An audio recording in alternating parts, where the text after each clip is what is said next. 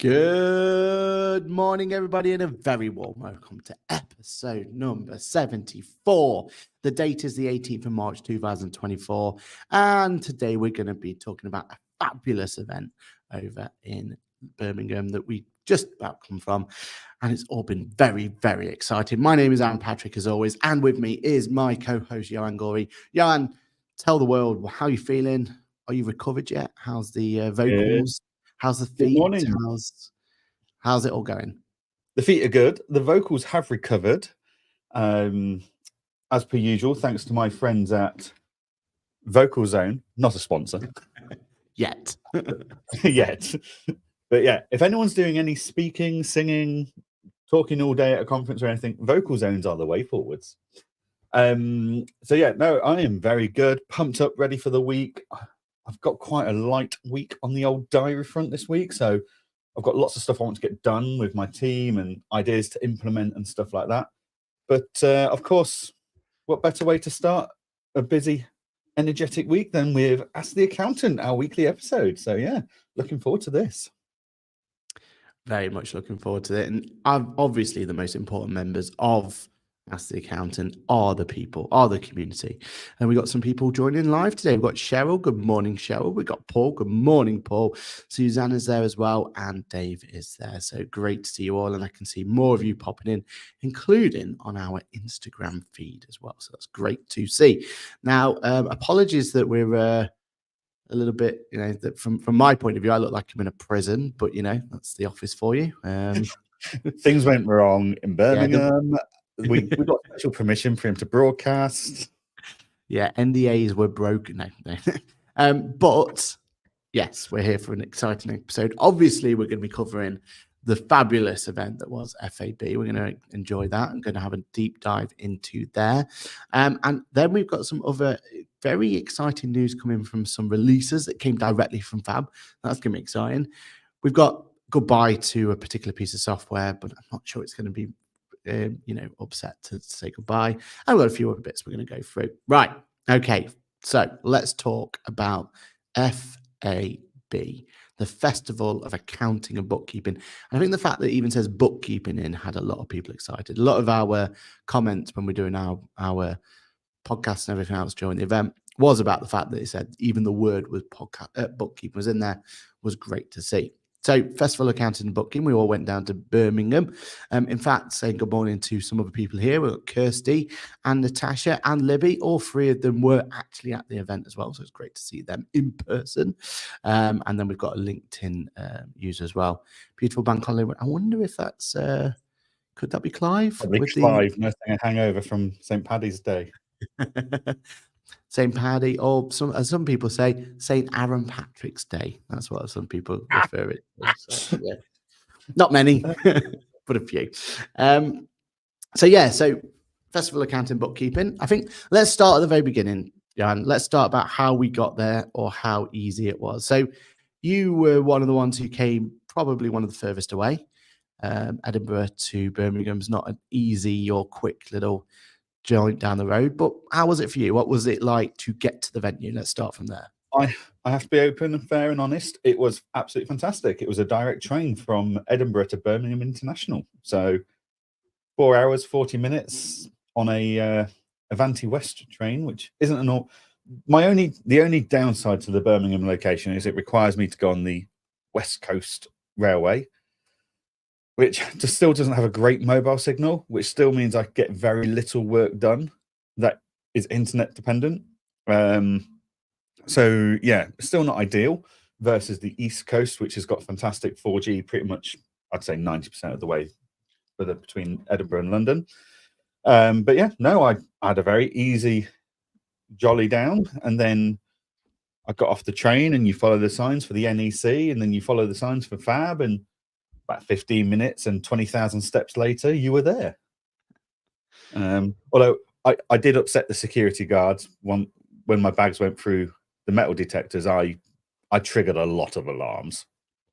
Like, that was that 1, 2, 3. I think I had 4 bags with me. All needed searching because they all had electronics in them. But yeah, other than that, no, I couldn't fault the location. I thought it was really nice, really central. plenty of hotels around it, plenty of restaurants and stuff around it. So, yeah, no, I was very happy with it. What about yourself? How was your trip from Derby?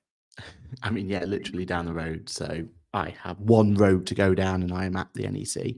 It's a pretty long road. It's 40 odd minutes, 50 with traffic, but no one can complain at that, can they? I mean, it doesn't get more straightforward to get to an event space than that is. I thought it was interesting as a exhibitor. We're still very, very raw at this exhibiting a lot, right? Like, we're still figuring out like what this means and what everything else.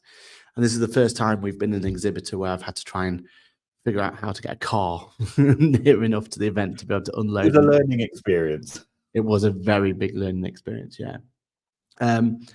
But hats off to I mean, they do it day in, day out, right? That's what the NEC is all about. But hats off to them, really straightforward.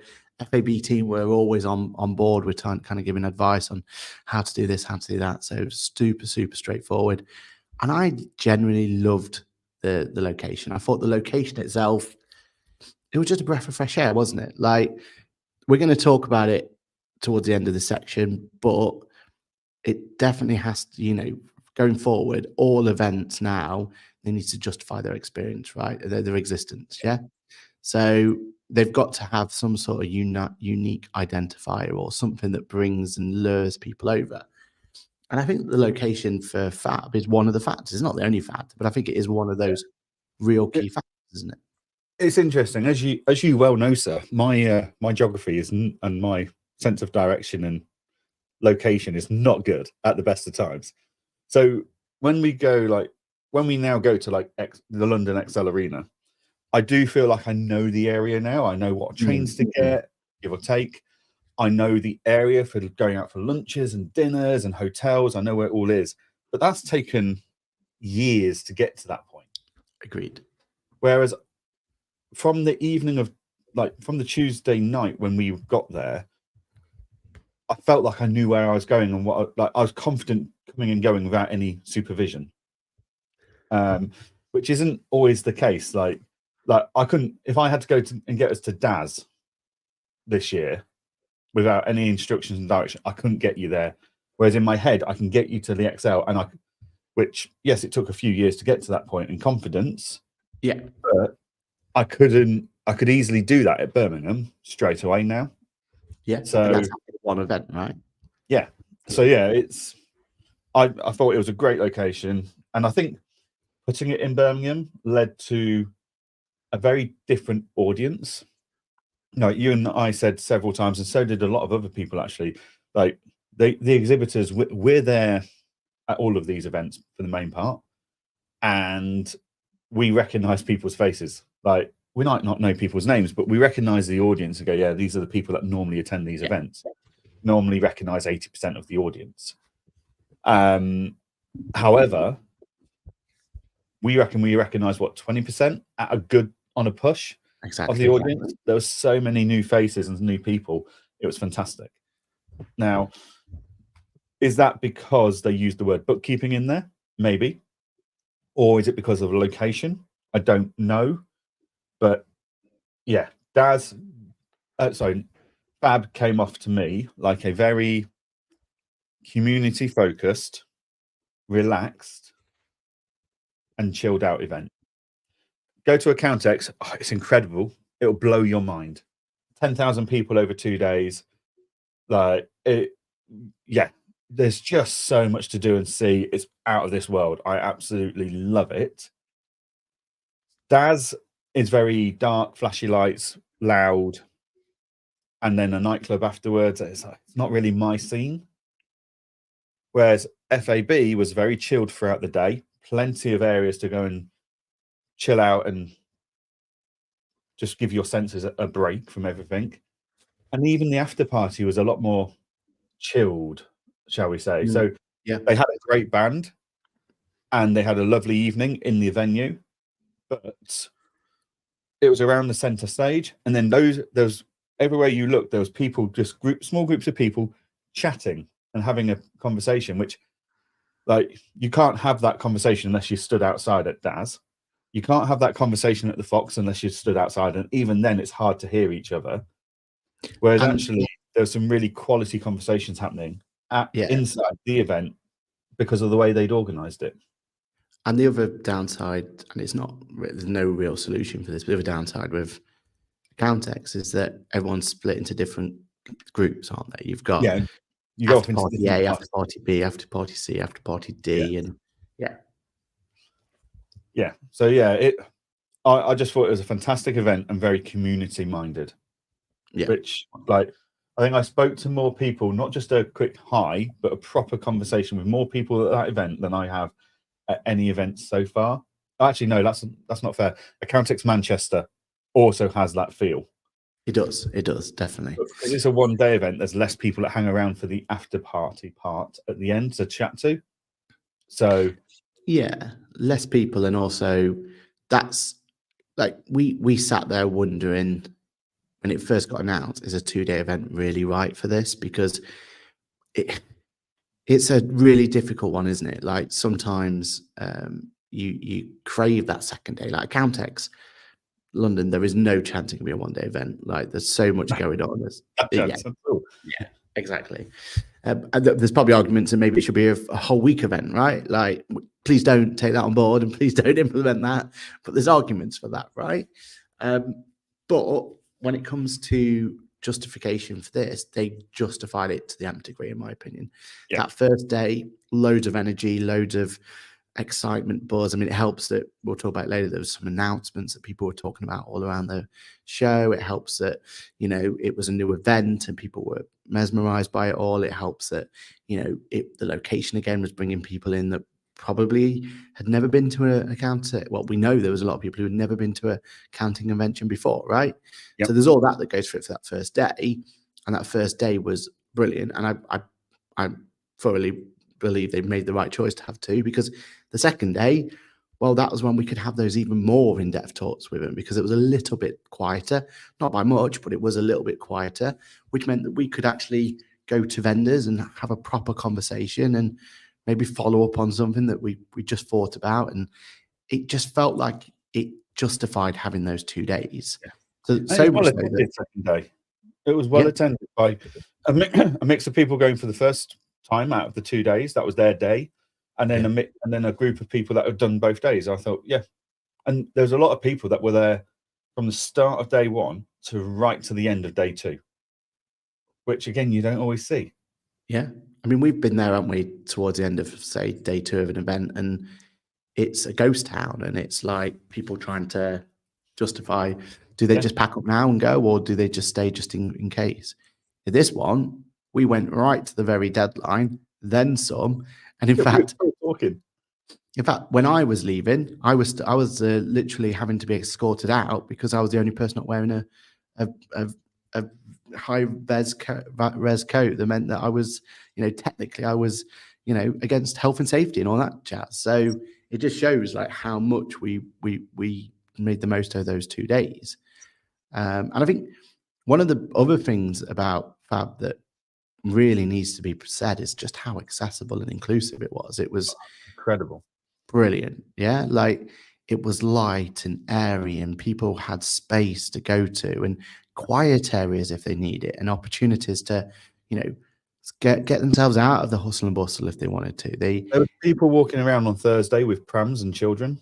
Yeah, exactly. We had a friend who this was their first event and anxiety kicked in, but they felt so safe and secure there that yes, they went away after day 1, but they came back for day 2. Whereas most people at these events wouldn't feel like it was something they could try again on the second day because they don't have the open space, the quiet areas, etc. So yeah, a huge testament to the openness, the space, the accessibility. Like, you know, there's limitations in all venues. Like, go to the XL. Yes, you do have to go down the stairs to go to the toilet. Yes. There are disabled toilets on the right floor, but the majority of us have to go down the stairs. And it's, you know, a few floors. Not even that was an issue at this venue. Everything was on that floor. Food was in there, everything. I couldn't fault it for accessibility at all. Yeah, it was brilliant. And I think they tried a few different things as well, which we love to see. And that's what these events are all about, right? Like Yeah. Accountex, they try stuff new on a regular basis, but they need other events to try it themselves as well to figure out if it's right for the community, right for the thing. So some of the things they tried, like I loved how each of the stages were completely different. Each stage had its own identity, had its own uniqueness, had it. And it wasn't So, just rows of chairs. no, They were all based around tables, so you could have a community discussion. Like that table of chairs became a community to discuss what they were listening to and comment with each other. You can't do that easily when you're Yeah. in an auditorium. You've got the person to one side, the person to one side, and that's it. Whereas this was like, no, there's 5 or 6 chairs around a table, so you can have that conversation while someone's speaking. And I just loved that. I thought it was great.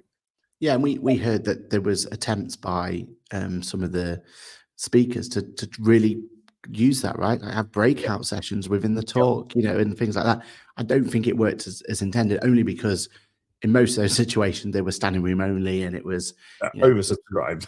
Yeah, oversubscribed, exactly. But the fact that it gives the speakers potentially a new tool to play with or a new way of interacting with their audience, that's cool, right? That's something we don't. We're constantly looking for evolution. We're constantly looking for ways in which we can change it, and I think that's one of it. I thought that their idea of having those debate sessions were pretty cool.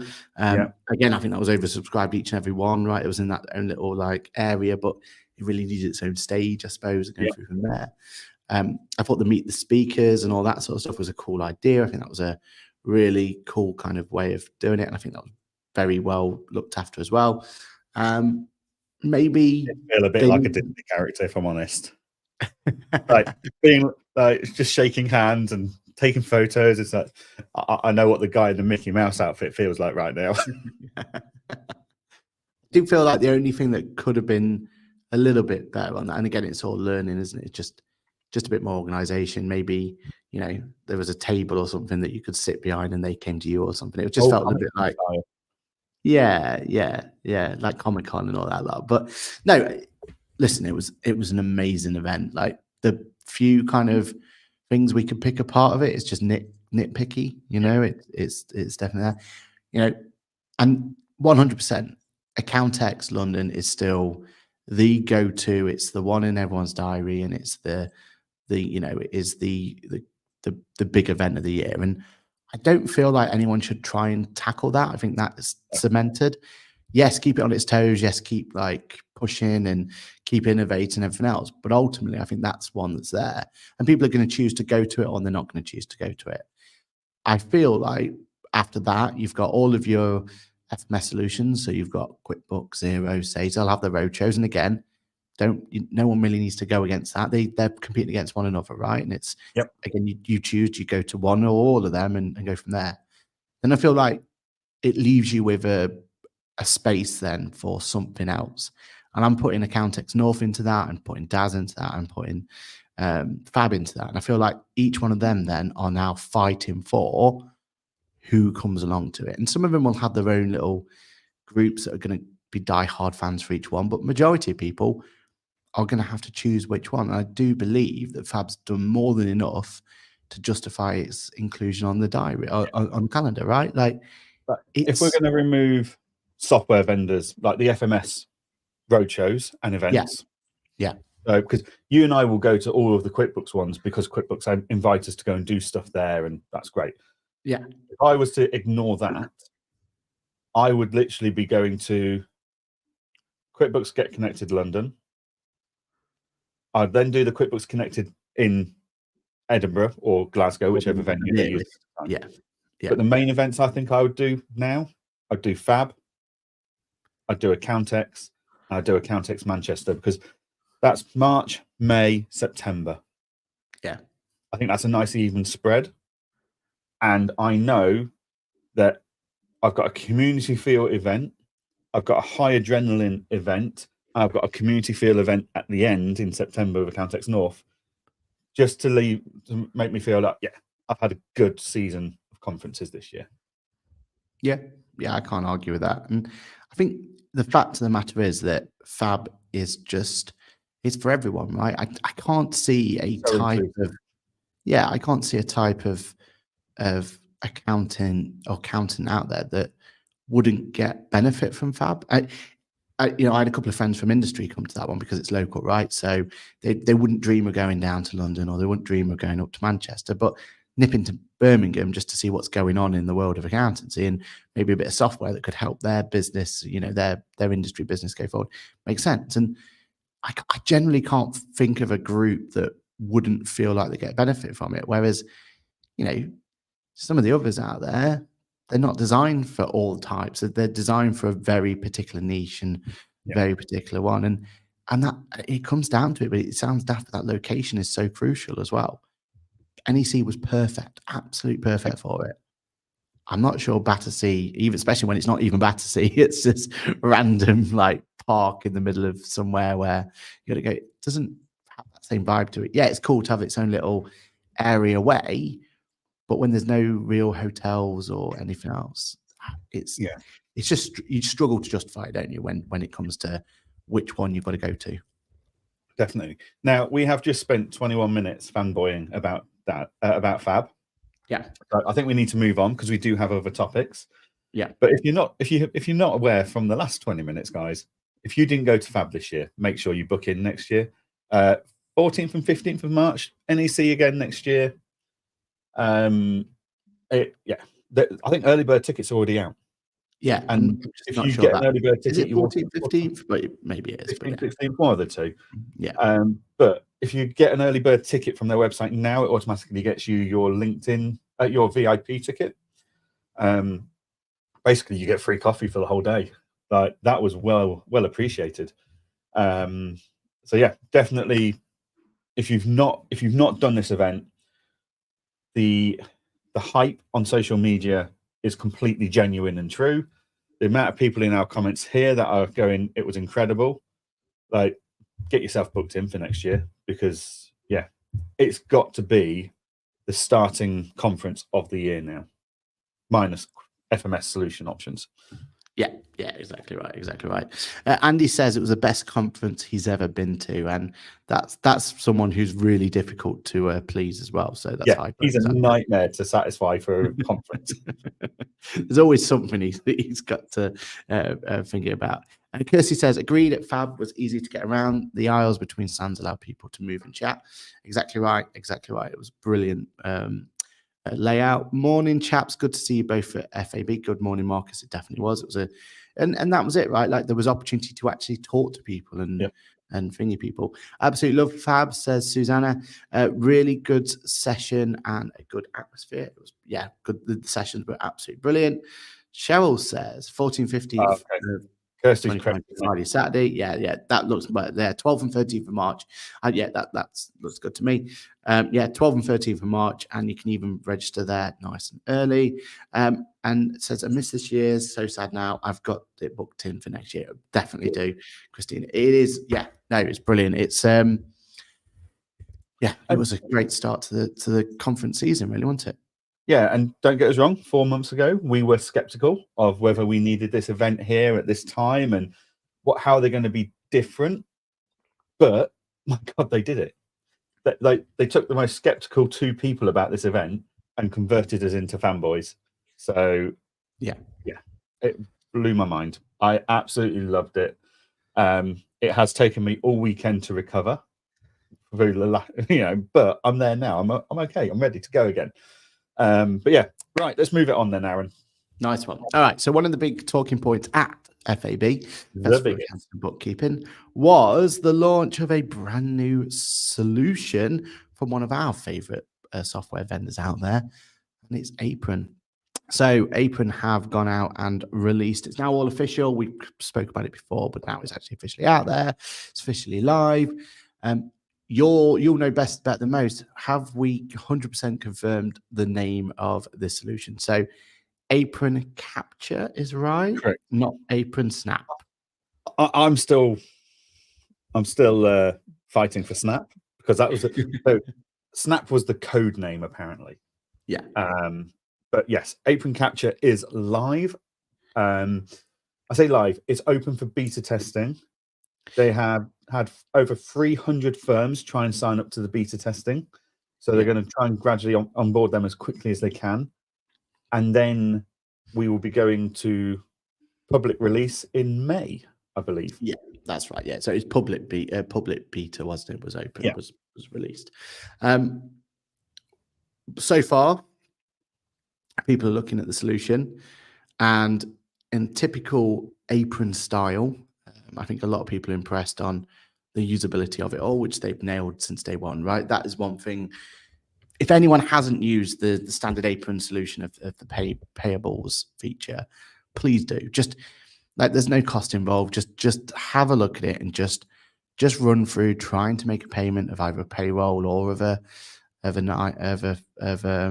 purchase item, whatever you're going to do. Just hook it up and just to see how simple it is. Like, this is one of those ones where we always praise Apron. The reason we've been so excited and we love talking about them and when we promote them as much as we do is because they're just so simple to use, right? They take the concept of let's make something easy and they deliver on that. And that's what we expected from the capture and the snap solution, whatever you want to call it. And it seems so far they've delivered it. Is that what you would say, John? Yeah, I mean, they've done an incredible job. It's the speed of processing is phenomenal. They say on their website it will process a document in a second. I personally feel that's false advertising because it's normally done in under a second. So it's just phenomenally quick and accurate.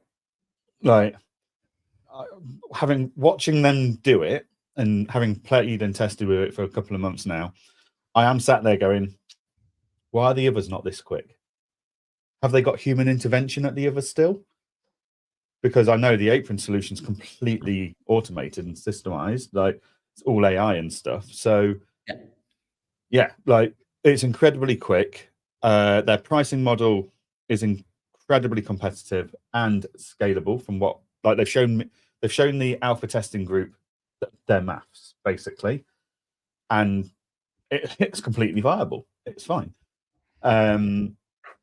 So yeah, it's an incredible tool, and just the ability. So yeah, you can do it by app, you can do it by email, you can do it by upload on a website. But the WhatsApp bit, that's the game changer. No one else allows you to WhatsApp a document directly into their invoice capturing solution. And that came out of the team themselves using an invoice capturing solution, saying it would be so much easier if we could just WhatsApp our expenses in. And they went, well, okay, we'll just build that into our own version then. And I just love that. I also love the fact that last year they came to a group of us and said, guys, we've seen this disruption, shall we say, in the software industry. We think we've got a solution. Do you agree this is a solution? It's like, yes or no. And then they went, right, can you help us refine this solution and test our ideas? Whereas a lot of companies will just go, we've recognized this area, we've built this and done this without any information and info from users. And then they release it and then they wonder why everyone's going, that's nice, but it needs to do this as well. Or why would it work that way when it should work this way in practice? Like, they've not had any of that because they've had a group of us on board from day one with this idea to help structure and streamline it and direct it in the right direction. Yeah. And I feel like the WhatsApp bit is huge in terms of adoption and huge in terms of ease of use, but also for anyone having to move platforms, suddenly you've got this nice PR spin on it. It's like, oh yeah, we're moving from XYZ we've already used.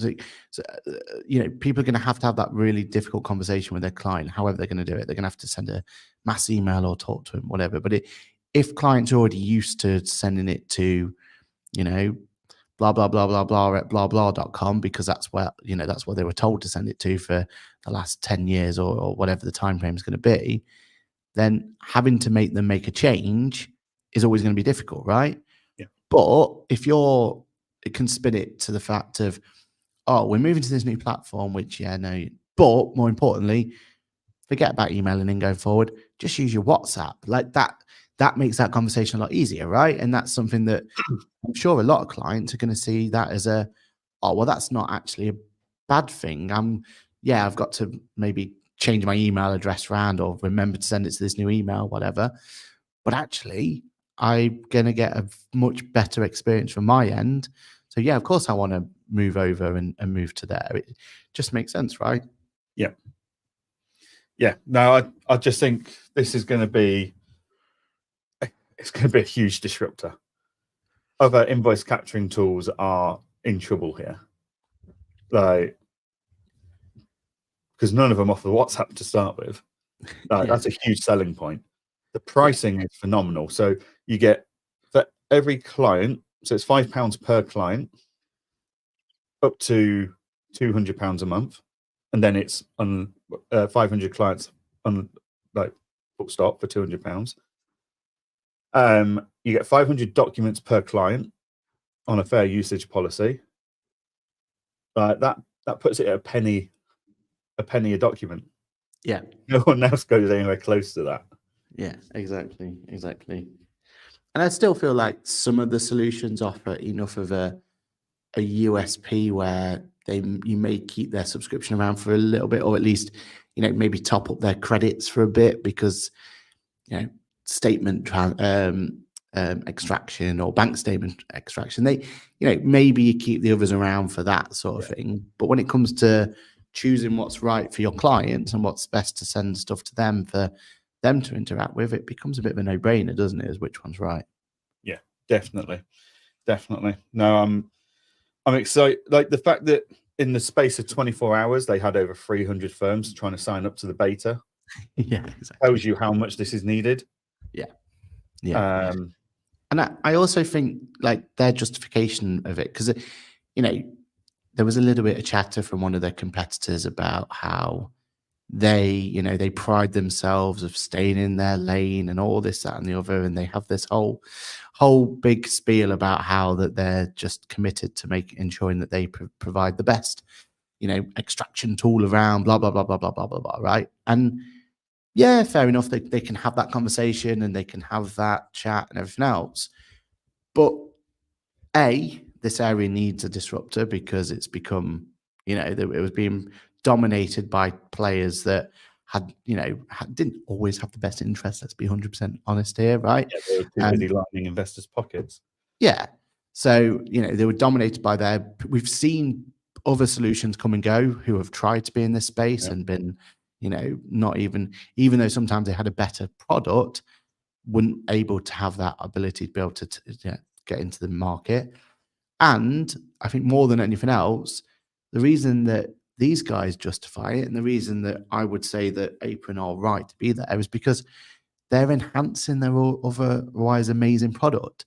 Like the only thing that was letting down their product at the moment, the only bit where they had problems being able to provide the solution they were providing was when one of the other solutions hadn't extracted the data properly. And that was the only time that Apron ever fell down, is when they were relying on someone else to extract the original data and that data was poor, right? Now they get to own it from A to B. They get the opportunity to bring it all in. Let's be honest, like it just makes sense. And it means that they can make it work straight away. So I don't know. I feel like it's a win-win for everyone. Seems like a bad product, seems like a bad price point. Yeah. What's not to love about it? Now, Paul has said, according to their plans, Essential and Pro for accountants includes capture. Now, just to clarify here, Paul, if you're using Apron for your clients' payments, so at the moment, Apron is going in, pulling out documents from QuickBooks or Xero, and you can make payments against them using a bulk payment tool in Apron, which is their core product. You will then have capture free of charge. If your clients aren't paying to use the payments tool, you will need to pay for capture. And then Apron's hope is that by us having better visibility of all this document data, we'll be able to identify clients that can go from capture onto payment tools. Yes. Yeah. So yeah, but yeah, so it's only free if that client is already paying a monthly subscription for the payments processing part of the tool. That's already live and been live for over a year now. Yeah. And again, that means that they actually own that whole journey, right? So it becomes the best way of being able to make payments to your suppliers for a client, because it literally is take a snap, it's processed within seconds, then you make the payment. And that's it. Milliseconds. We're gonna have to do we'll have to do like a Formula One like thing where we do a pit stop. Stop clock. Didn't you do something like that as a video a while ago for all the other? Oh, you have to redo that video now. I don't know if your stop clock goes into the milliseconds. You'll need an F1 style timer. Yeah, exactly. Just quickly going back to the chat. So Dave's booked already. Victoria says, morning. Good morning, Victoria. Hope you're doing well. And Catherine says, got my onboarding call with Capture today. I'm hoping for great things, sensible pricing too. Exactly, Catherine. I think we're all really, really excited for it. And I know, we just know that the product is going to get better over time as well, right? We know it's not going to sit there. I already know what's on their plans, and it's brilliant. So yeah, exactly.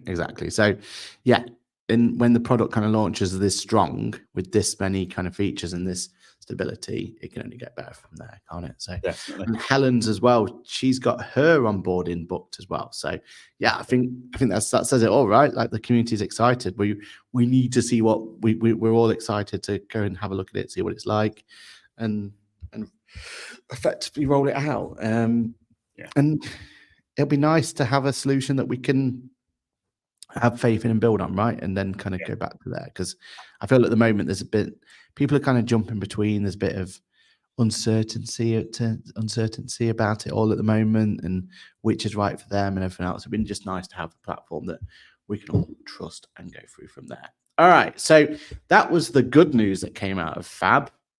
Even better news. Or more fun news. I'm not sure we can say that, Jan. Yeah, we can. We're QuickBooks fans. We can gloat on this. We can take great joy out of this. Let's face it, it took us half an hour to stop laughing when we heard it. So the other news was, and I don't think they publicized it. Greens just entered the comments. Yeah, good timing here. So good timing. It's safe to say that Xero didn't want to talk about it much at the FAB for some reason. I tried to talk to a couple of them about it. They didn't want to talk about it. I'm not sure why. I was wearing a shirt at the time that said QuickBooks is better than Xero. So I wouldn't have that had anything to do with it. So I don't know. Maybe that was maybe they thought you went in with a biased opinion. A step too far. But it turns out that Xero are now sunlighting or getting rid of or removing Xero Go. Now, Xero Go was their attempt to go in at the lower market, which was interesting. Yeah, they tried to go for a freemium model. That's what they were aiming for. Basically, an entry level to Xero, an opportunity to get those MTD clients when MTD was going to be such a much bigger thing to much bigger people. It was their take on trying to push it through from there. It was one of the only products that I've ever reviewed on my channel that I gave quite a positive review of, to be honest. I thought, actually, other than the pricing model being absolutely bonkers, so you want to connect a bank? Charge you extra for that.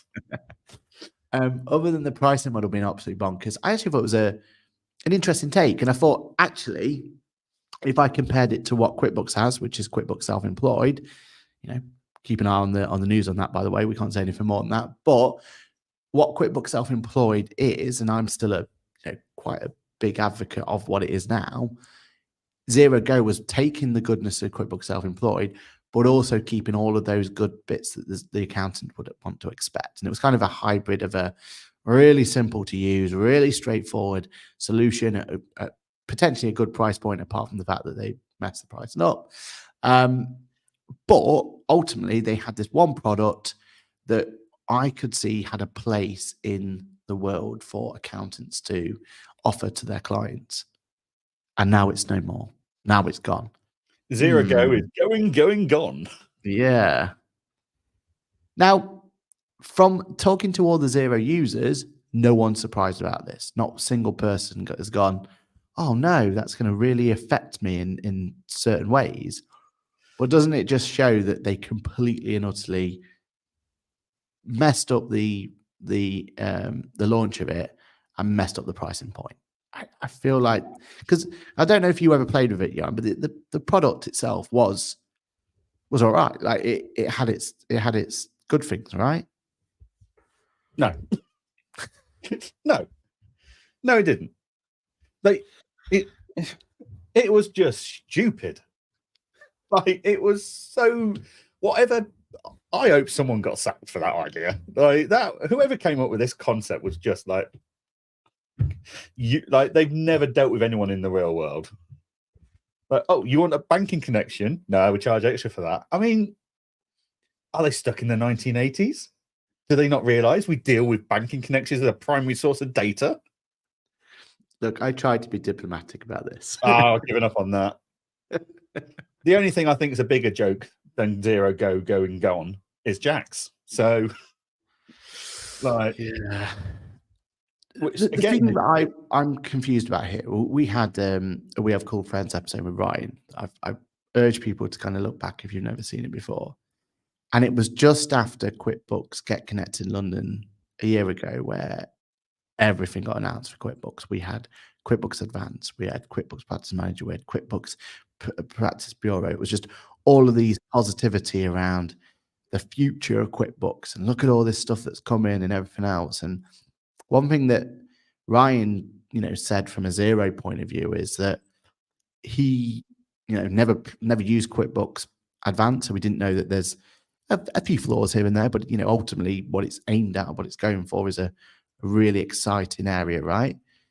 And he was quite jealous of that. He's like, based on what we've seen from Zero, they're just not interested in that space. They don't want that higher than what they're already going for. They don't want the bigger clients. They're comfortable in the client space they've got. They're comfortable with the clients they're looking after. And because of Zero Go, obviously they're now pushing, his words were now pushing for the smaller market, and they want to push through from there and get down to there. So are we now saying that Zero are not interested in the smaller end, not interested in the larger end? They're just happy with what they got. Is that the message we're getting? That's the message we're getting. But also, like, QuickBooks have just announced ledgers. And we know that self-employed's got some stuff coming as well. And we know self-employed's getting a makeover. Like, QuickBooks is walking all over them. Sage is walking all over them. Free agents starting to challenge them. Like, yeah. It's just... And is it fair to say that they might be struggling slightly, considering they've just slashed all of their pricing on their website for a special offer? Yeah, it's only for a limited amount of time, though, isn't it? But yeah, they're trying to compete with the QuickBooks pricing, which is ludicrous. What was it? A year at 90% or something crazy. Yeah. But yeah, it's just literally. I just don't see. I think the leadership has had too many changes at Zero and at various different countries. I don't think they really know what they want to try and achieve at this moment in time. All they know is they've got investors breathing down their necks, competition stepping up around them, and they're like, crap, how do we get out of this? Right, let's go for the self-employed market. Oh, no one signed up to that. And why would they with that pricing model? Right, we'll scrap that. Now what, though? Or we're going to release Jax, which they admitted on an interview with Tom Herbert at Accounting Web was partially powered by some AI they've built, and then powered mainly by a language learning model from a third party. Instantly, potentially gives them a disadvantage compared to Sage and QuickBooks, who seem to be built. Well, we know QuickBooks have built their own. Sage, we believe, is built by them. The moment you start exporting data into a third-party language model, that's where security becomes an issue. Yeah, so you can't give the same data to that as you would if you had your own internal system. So for that reason alone, the feature parity is unlikely to be there. Not to mention the fact that the video is completely focused on a business owner basically replacing their bookkeeper and accountant with a voice, answering questions that you can't answer because the information that you need to answer those questions wasn't in the product to start with. But hey, what do I know? Yeah, because I've heard that now it's called Just Task Zero to replace your accountant, and they couldn't figure that as a nice way of putting the the anagram together. So that's why they had to just go for Jax, because Just Ask Zero to replace my accountant was just too long. So yeah, but that's what they're going for. But don't we need the innovation in that space though? Like, it almost seems unfair at the moment. You've got QuickBooks Self-Employed again. There's not many people like myself, but for the people who use it, love it. Like simplicity, these straightforwardness. As accountants, we get frustrated because it doesn't have the tools we want and it doesn't give us X, Y, Z, right? Get that. And again, watch this space because there's stuff coming for that area, right? But apart from QuickBooks Self-Employed, and you've got some third party, or I don't mean third party, you've got some of the smaller players in the market that have their own little spin on it, like RIP to him, but what Coconut was, right? Like that's what that was for that area. But we need innovation in there, don't we? There's a huge untapped market that really just needs simplicity. To be fair, as long as there's two, so for the last few years, the QuickBooks development has been driven by the Xero development, and Xero development's been driven by QuickBooks. Yeah. Sage have now stepped it up, and I would argue Sage is QuickBooks' biggest competitor in regards to development, and QuickBooks is driving Sage for their development.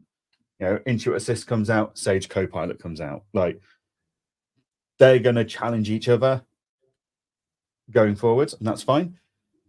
But for Sage has stepped up, and now Xero's kind of fallen by the wayside. They either step it up, or they're going to be in trouble here. So I think we've still got the innovation in the market. I'm not worried about that. It's just not innovation driven by the same names that were driving it beforehand.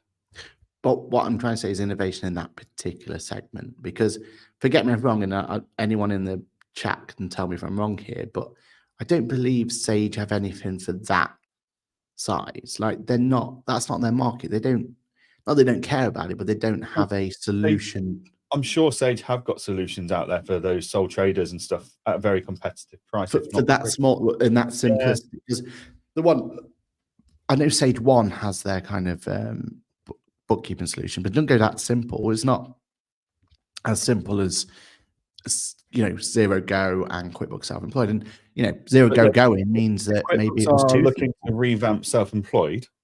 Yeah. And Xero Go's been dropped. Maybe that simple's the problem. Possibly. Like maybe they've realized simplicity isn't the key here. Simplicity in a UI to the end user, yes, that's important, but there's still requirements for the more advanced stuff in the background, which Self-Employed and Xero Go just don't have. But okay, so there is a Sage individual, full panel free. So it'll be great to know though if that Sage individual really does simplify it. As in, what I'm trying to say is, like, I understand it. I wasn't sure of the name, but my understanding of Sage individual is it sits alongside Xero Go and Self-Employed.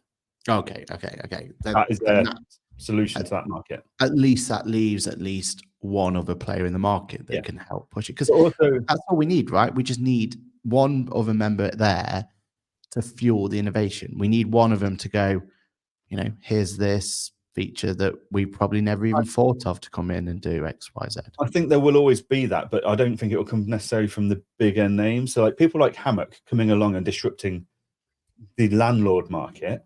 All of a sudden, we've seen free agent, QuickBooks, Sage all jump and go, right, how do we do that? QuickBooks is looking at their own solution. Free agents launched free agent for landlords. Sage went, we'll just partner with Hammock because we can't do what they're doing. They're doing a great job. Let's just talk to them. Yeah. Like, I think there will always be innovation there. but it might just not come from your bigger names that you would expect it to come from. Okay, I mean, makes sense. even Dext tried, didn't they? I mean, Oh, that's what I mean. Like but they were the wrong people to come in to try and innovate it, right? They just came in to try and throw mud at a wall and see what stuck. That's what their philosophy was, right? Let's try and build something. And you've already said it really well, where they built it in their little echo chamber, went to market, and then it got ripped apart, and they got confused of why it was like it missed the mark so much, but because they built it in their ecosystem, right?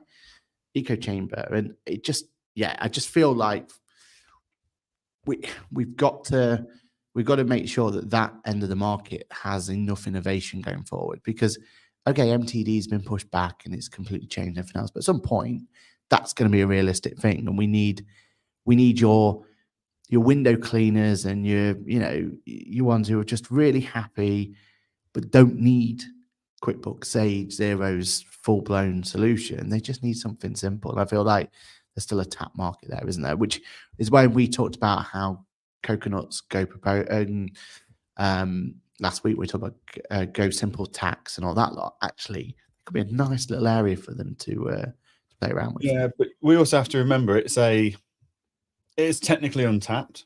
Like but there are solutions there, like Sage Individual, QuickBooks Self-Employed, Hammock, Coconut. They're all there, but to make that work as a business model for the software vendor, you can't charge a lot because the market won't tolerate high pricing. Yeah, exactly. So you've got to get the volume of adoption, and no one's getting that really very well at the moment. No. Which is then like, if I can't get the volume of adoption, why am I going to develop further in that market where it's a low? Even if I do get the adoption, what's my return on investment? It's quite low. Yeah. But is there a chance that the freemium market or freemium model is there, just done differently? Because that was the innovation, right? Like there. And I know that Sage has got their individual freemium element of it. But is there still a place for that? Is that still somewhere that done right? We've got to offer a freemium model from our core providers like Sage and QuickBooks and Hammock and everyone, and Free Agent and stuff. Because if we don't, the banks will, and we don't get access to the banks. So Starling Bank have got this bookkeeping solution for £7 a month, or they've got a free version where you can just capture receipts, and it's crap. You can't access it. Tide the same. Like, the banks are going to do their own solutions otherwise. Now, the benefit of Free Agent is that it's linked to RBS, and that's what they're giving away, and NatWest. So that's great for us and Metal, because we know whether you like Free Agent as a user interface or not, we can access that granular data really easily. Yeah. You and can't it can do scale that with with the card, right? And that's why we need these solutions to be available. Agreed. Wonderful. All right, before we move on, just to go through the final chats that come through, another Xero news is they've got themselves a new integrator fully, haven't they? That's fully gone live. Hasn't Client Engager finally been let off the shackles, and they can finally go live to anyone they want? Do you want to be careful how you word that finally part, please? It wasn't down to you, delays though, was were it? not our fault. Yeah.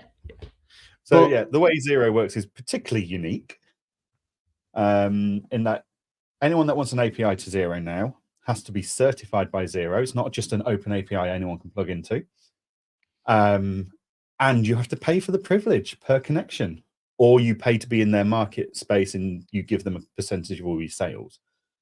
So yeah, we applied for certification months ago, but we are now certified as of last week. Yeah, it's been hard work compared to like QuickBooks. We just went and plugged in, and QuickBooks went, "Oh, would you like us to check this and have a look for you and give you any advice?" Oh yeah, please, that would be great. Free Agent keen to plug in, like it's there, we can just plug in, and Armalytics, Cresco, Zama, no problems at all. Microsoft, not a problem. Gmail had some restrictions on it until they'd certified you. So, okay, but it's free. Like, it is technically an open API. Anyone can plug into. There's just limitations. And it's just a timing issue, isn't it? Yeah. So, yeah. But yeah, no, as of Friday last week, Client Engager is now linked to Xero and open to all to play with. However, the caveat is we had a choice as a business. Do we increase everyone's prices by £1 or £2 per month to subsidize the Xero users having a Xero link? Or do we just charge a bolt-on for Xero users?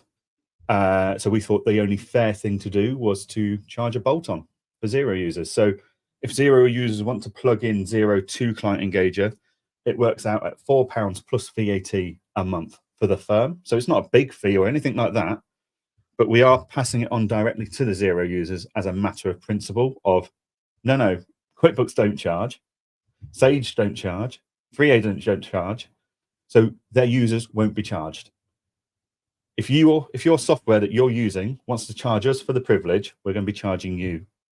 And that £4 is literally covers the cost of the monthly fee we get from Xero, the card processing fees, and then the VAT.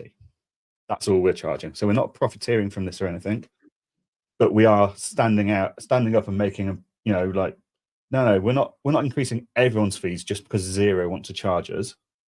We'll just directly charge the Xero users, which we think is the fair thing to do. Oh, without doubt. And I thought it was weird how when you were uncertified, the wording of their error message made it sound like it was your fault. They're very disappointed. Oh, Client Engager have run out of spaces. You need to speak to them. It's like, well, hang on a minute. No. Gave us 5 or whatever it was, wasn't it? Yeah, it's like no. You need to word this warning that it's your fault. It's your processes that have limited us, not our own choice. Yeah. So that's good news. That's a positivity for Xero then. So yeah, that's good, isn't it? And the sunlight in Xero go, but they finally let Client Engager come through the doors. So yeah, that's good. That's innovation at its best from the world of Xero. And apparently there might be some more fonts coming next year as well. Ooh. Maybe. Don't put your hopes up too much. All right, then. What other comments have we got? So Paul says, I have clients who have moved from QBSE to QBO, and many find QBO more challenging for them to use. Exactly. I've even paid for the upgrade for them before, for the extra £1 or whatever it was that it cost from one to another, but they've been crying back to go back to QBSE because it's just simplicity for them, and that's what all they need, especially when personal bank accounts being used. Couldn't agree more.